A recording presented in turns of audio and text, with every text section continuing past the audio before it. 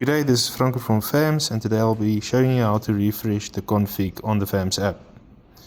Firstly, you scroll down to the bottom, you log out, then the second bar at the top, you click on ready.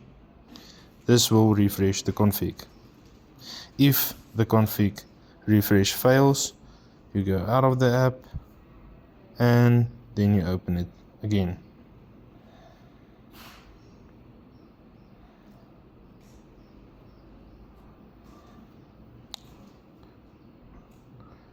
Click on ready again.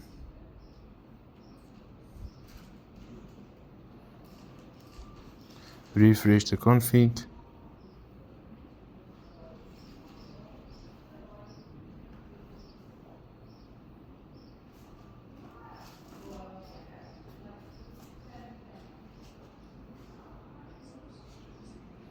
And successfully refresh the config.